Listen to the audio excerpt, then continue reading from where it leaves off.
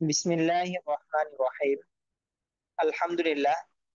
আমরা গত এতদিন যাবত আমরা পড়েছি হরফ, হরকত, তানভিন, জজম, তাসদিদ নিয়ে আমরা পড়েছি। আজকে আমাদের যে আলোচনাটা সেটা হলো আমাদের তেলাওয়াত যখন আমরা করব তো আমরা তো কোথাও না কোথাও আমাদের থামতে হবে। কিছু জায়গার মধ্যে গোল চিহ্ন থাকবে, আমি থামবো। আবার কিছু জায়গার মধ্যে গোল চিহ্ন থাকবে না, কিন্তু আমার নিঃশ্বাস শেষ হয়ে গেল, তখন আমি সেখানে কিভাবে থামবো?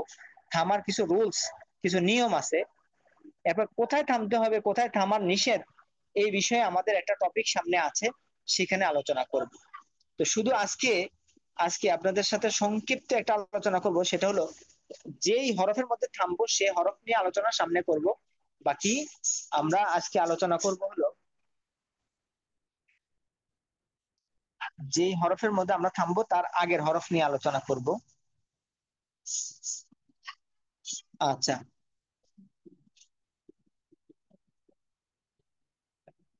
তো আমরা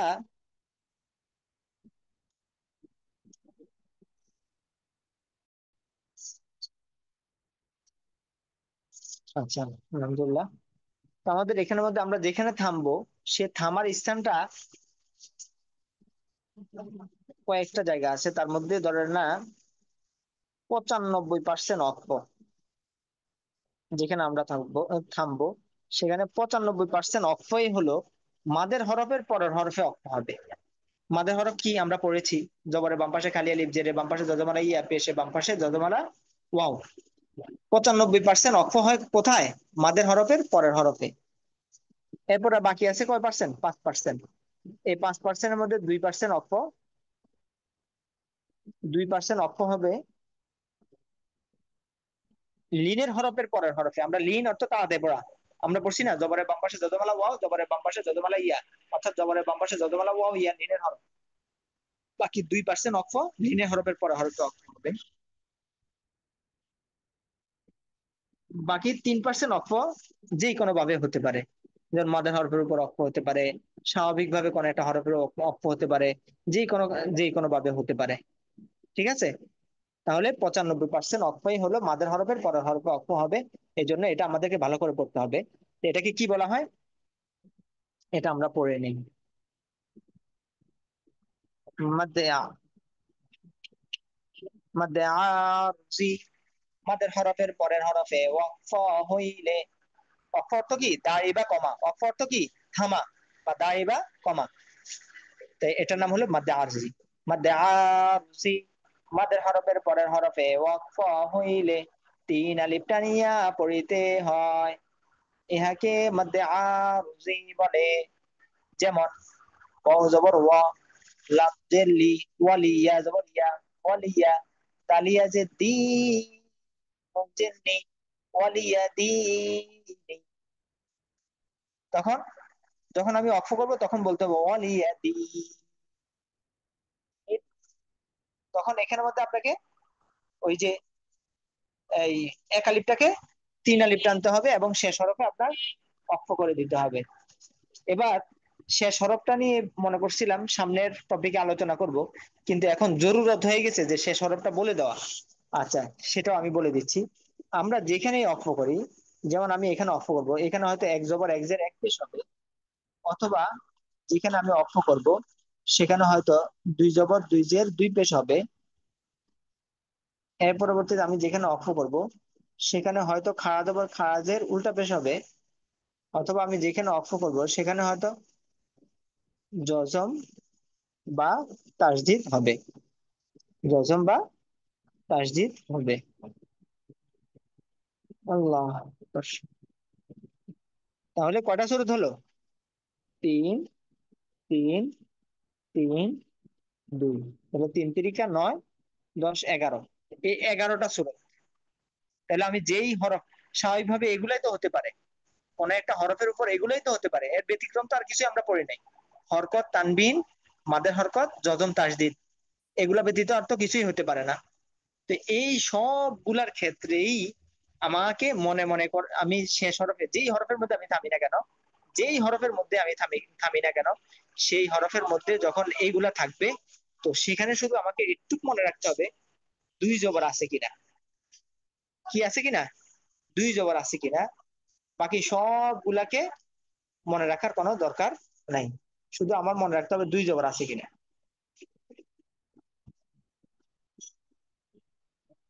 যে হরফের মধ্যে আমি থামবো সেই হরফের মধ্যে দুই জবর আছে কিনা। হ্যাঁ, দুই জবর থাকলে আমাকে এক আলিফ টেনে পড়তে হবে। আর বাকি সর্ব অবস্থায় মনে মনে কি করে দিতে হবে, জজম করে দিতে হবে। মনে মনে কি করে দিতে হবে, জজম করে দিতে হবে। আচ্ছা, তাহলে এই মধ্যে আরজির আলোচনাটা করি, এর পরবর্তীতে এটা আরো বুঝাই দিব ইনশাআল্লাহ। আচ্ছা, মধ্যে আরজি, মাদের হরফের পরের হরফে ওয়াকফ হইলে, মধ্যে আরজি ডান দিকের হরকতকে, ওই সময় এক আলিফ টেনে পড়ছেন মাদের হরফটাকে, এখন কয় আলিফ টেনে পড়বেন, তিন আলিফ। তিন আলিফ টানিয়া পড়িতে হয়। যেমন ওয়াও জবর ওয়া, লামজের লি, ওয়ালিয়া জবর ইয়া, ওয়ালিয়া দালিয়া যে দি, নুন জের নি, ওয়ালিয়া দিনি। এখানের মধ্যে অক্ষ যখন করবেন তখন করতে হবে কি, ওই নুনের মধ্যে শেষ হরফটার মধ্যে জজম দিয়ে দিতে হবে মনে মনে। আর দি, এটাকে তিন আলিফ টেনে এটার মধ্যে জজম করে দিবেন, দিন, ওয়ালিয়াদিন। আইন জবর আজ, ওয়াইয়াজের জি, আজিম, মিম জের মিন, আজিমিন, অফলে আজিম। ইয়াসিন জবর ইয়াস, তাওয়া জবর তাও, ইয়াস তাও, ফাওয়া পেশ ফু, ইয়াস তাও ফু, নুন জবর না, ইয়াস তাও ফু না, অফলে ইয়াস তাও ফু। কারো যদি কষ্ট হয়, অক্ষ করতে কষ্ট হয়, আপনি অক্ষ করার দরকার, আপনি এমনি পড়েন না, আপাতত এমনি পড়তে থাকেন, পরে এমনি, পরে এটা এমনি শিখে যাবেন আপনি এমনি। ইয়াস্তাউফু না পড়েন সমস্যা নাই। হ্যাঁ, বাকি অর্থ কোনো পরিবর্তন তো হলো না, আপনি এভাবে পড়েন। কিন্তু অক্ষের দূরত্ব আমি বলে দিচ্ছি আর কি, এভাবে আপনারা অক্ষ করবেন। হ্যাঁ, যখন আপনি অক্ষ করবেন, যেমন আপনি সূরা ফাতিহার মধ্যে পড়বেন আউযু বিল্লাহি মিনাশ শাইতানির রাজিম, বিসমিল্লাহির রহমানির রহিম, আলহামদুলিল্লাহি রাব্বিল আলামিন, মুস্তাকিম। হ্যাঁ, এরকম ভাবে শেষ, প্রত্যেকটা শেষেই দেখেন সূরা ফাতিহার মধ্যে 7টি আয়াত, 7 আয়াতের মধ্যে মাদ্দা আরজি। আচ্ছা, জালাল জাত আলাম জাতিল জাতিল আইন জের আইন মানে জর মা, জাতিল আইমা দাল জেদি, জাতিল আইমাদি। এই যে মিম মানে জর মা, মাদা হরফের পর হরফে অক্ষ হওয়ার কারণে এখন মা এটাকে তিন আলিফ টানবেন, মা জাতিল আইমাদ। এই গেল মাদের হরফের পরের হরফে যদি আমরা অক্ষ করি তখন আমরা তিন আলিফ টেনে পড়বো। এখন আপনাদের আপনাদের লিনের হরফের পরের হরফে যদি আমরা অক্ষ করি তাহলে আমরা কি করব, তাহলে লিনের হরফের পরের হরফে লিন তো তাড়াতাড়ি পড়তে হয়, তো লিনের হরফের পরের হরফে যদি অক্ষ করা হয় তাকে মাদ্দে লিন বলে, তাকে মাদ্দে লিন বলে। তো লিনের হরফের পরের হরফে ওয়াকফ হইলে মাদ্দে লিন, ডান দিকের হরকতকে এক আলিফ টানিয়া পড়িতে হয়। যেমন খাওয়া জবর খাও, পা দুই পেশ ফুন, খাও ফুন, অফলে খাও, নুন ওয়াও জবর নাও, মিম দুই পেশ মুন, নাও মুন, অক্ষ করলে নাও। অপেশ কো রয়া জবর রই, কোরাই, শিন দুই পেশ শিন, কোরাই শিন, অফলে কোরাই, সদিয়া জবর সই, পা দুই পেশ কোন, সই কোন, অক্ষ করলে সই। বাইয়া জবর বাই, তা দুই পেশ তুন, বাই তুন, অক্ষ করলে বাই।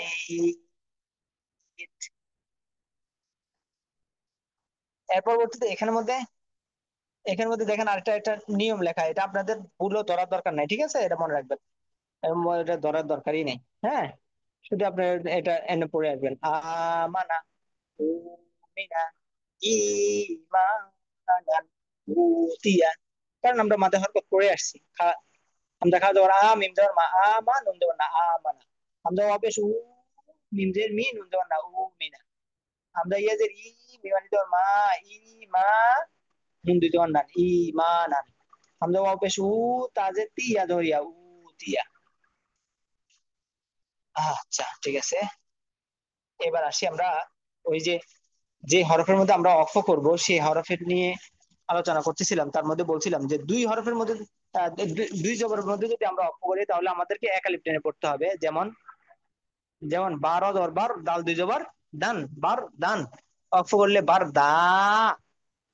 দুই জবরের মধ্যে যদি আমি থামি তখন কি করতে হবে, বার দা। আর বাকি সব ক্ষেত্রে মনে মনে যজম দিয়ে দিতে হবে।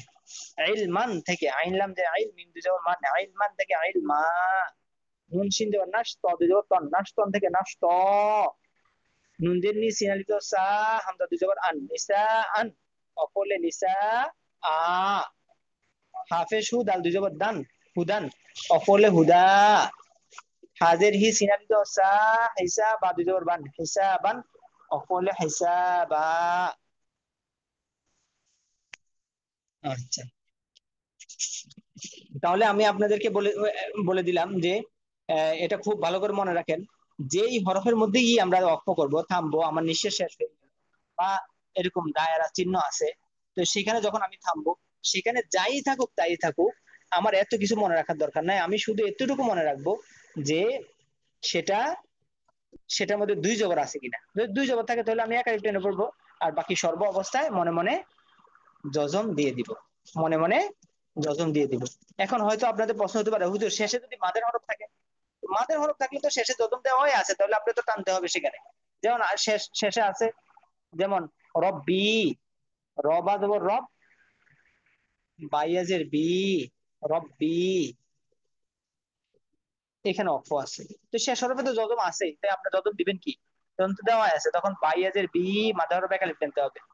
হ্যাঁ, শেষে যদি মাদার হরফ থাকলে তখন তো একালিফ টানতেই হবে।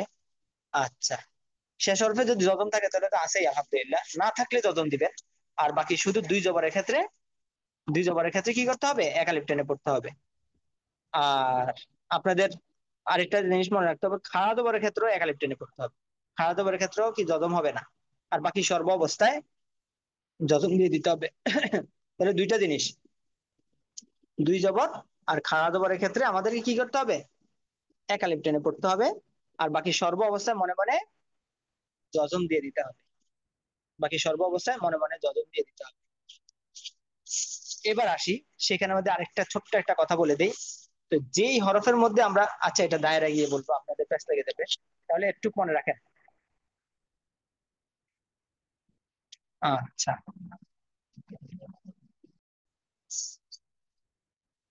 আল্লাহ, তাহলে আজকে আমরা সহজ ভাবে বলতেছি, আজকে আমাদের সারাংশ পড়া কি, আমরা এতদিন পর্যন্ত যা পড়ে আসলাম, তো এখন আমাদের তো কোনো না কোনো জায়গায় একটু থামতে হবে।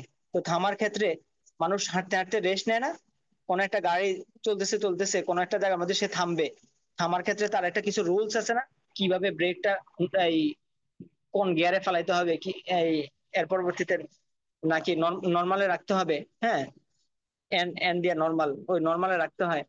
তো এই যে একটা ড্রাইভ, তো ড্রাইভের একটা সিস্টেম আছে, তো আমরা যখন থামবো, থামারও আমাদের কিছু রুলস নিয়ম আছে, সেটা হলো মাদের, যেই হরফের মধ্যে আমি থামবো সেই হরফের অবস্থা নিয়ে একটা কথা বললাম, আর সেই হরফের আগের হরফ নিয়ে একটা কথা বলছি। তাহলে যেই হরফে আমি থামবো সেই হরফ নিয়ে আগে বলি, সেই হরফে যাই থাকুক তাই থাকুক, আমাকে দেখতে হবে সেখানের মধ্যে খাড়া জবর এবং দুই জবর আছে কিনা। খাড়া জবর এবং দুই জবরের ক্ষেত্রে আমাকে একালিফ টেনে পড়তে হবে। খাড়া জবরের কথা এই জন্য বলি নাই, খাড়া জবর থাকলে তো একালিফ টেনে পড়তে হয়, এই জন্য প্রথম দিয়ে বলি নাই। হ্যাঁ, আচ্ছা, তাহলে খাড়া জবর এবং দুই জবরের ক্ষেত্রে আমাকে কি করতে হবে, একালিফ টেনে পড়তে হবে, আর বাকি সর্ব অবস্থায় মনে মনে যজম দিয়ে দিতে হবে। এবার আসি শেষ হরফের আগের হরফের নিয়ে আলোচনা করি। শেষ হরফের আগের হরফে যদি লিনের হরফ থাকে, তখন লিনের হরফটাকে একালিফ টেনে পড়তে হয়, যেমন নাউমুন থেকে নাউম, কোরাইশিন থেকে কোরাইশ, শেষ হরফে যজম দিয়ে দিলাম। আর এখন প্রশ্ন হতে পারে যে লিন হরফ, লিন হয়তো তাড়াতাড়ি পড়া, কিন্তু হুজুর লিনের পরে, লিনের লিনের হরফের পরে হরফ অক্ষ করলেন, এই জন্য লিনের হরফটাকে একালিফ টেনে পড়লেন, তাহলে মাদ তো এমনি টান হয়, মাদের পরে হয় যদি আমি অক্ষ করি তাহলে কি করব, তখন আমাদেরকে তিন আলিফ টেনে পড়তে হবে। মাদের হরফের পরের হরফে অক্ষ হলে আমাদের কয় আলিফ টেনে পড়তে হবে, তিন আলিফ টেনে পড়তে হবে। যেমন ওয়ালিয়াদি, নি থেকে ওয়ালিয়াদিন, আজিমিন থেকে আজিম। ঠিক আছে, তা আমরা স্বাভাবিকভাবে আমাদের প্রত্যেকের নামের শেষেই কিন্তু আমরা কিন্তু অক্ষ করি, প্রত্যেকের নামের শেষেই আমরা কি অক্ষ করি, যেমন আরমান, আরিফ, হ্যাঁ, দেলওয়ার, সবার নাম, জুবায়ের, সাদ্দাম, মাসুম পারভেজ, সবার নামের শেষেই আমরা কি করে দিলাম, যজম করে দিয়ে পড়লাম। আচ্ছা,